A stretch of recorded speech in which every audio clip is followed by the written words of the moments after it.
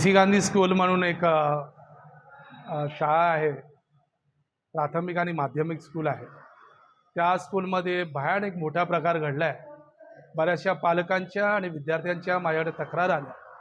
त्या तक्रारानुसार कपाळावर टिकला विद्यार्थ्यांना आणि विद्यार्थींच्या कपाळावर जी काही टिकली असते, हातामध्ये जो रक्षाबंधन आणि राखी, ह्या सगळ्या काढण्यात देण्याकरता जी शाळेने जी सक्ती आणली, त्या सक्तीच्या विरोधात मी शाळेमध्ये जाऊन मुख्याध्यापकांना त्यांच्याशी चर्चा केली का आपल्याकडं अशी जी सक्ती केली त्या सक्तीवरता तुमच्याकडे कुठल्याही प्रकाराचा GR आहे का शासनाचा, असा जेव्हा मला विचारणे आले, त्यांनी त्या गोष्टीमधून पळवाट काढण्याकरता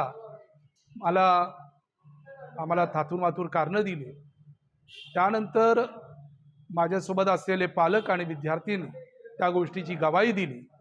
ती गवाही दिल्यानंतर शाळेने थोडा मान्य करण्याची अशी एक प्रक्रिया दाखवली आणि म्हणाले आम्ही शिक्षकांना विचारतो, पण मुख्याध्यापकच याच्यात दोषी आहे।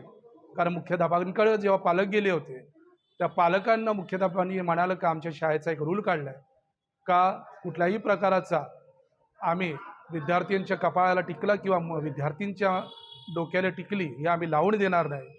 ते तिकडे उघड झालं। त्यानंतर शिक्षणाधिकारीकडे मी ही लेखी तक्रार दिली आहे। आठवड्याभरामध्ये काही दिवसांमध्ये त्यांनी ते आश्वासन दिलं आहे आणि त्यांना नोटीससुद्धा काढली आहे।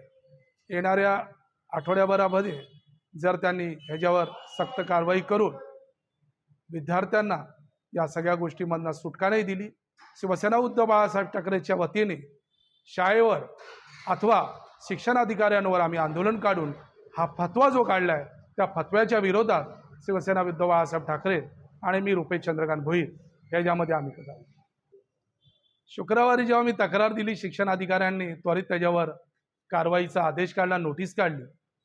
शनिवारी माझा मुलगा शाळेत गेल्यानंतर त्याच्यासोबतही तोच प्रकार झाला। त्याने येऊन घरी सांगितलं का बाबा मला टिकला पुसायला सांगितलं आणि त्याला वॉशरूममध्ये नेऊन त्याचासुद्धा शिक्षकांनी टिकला पुसून घेतला।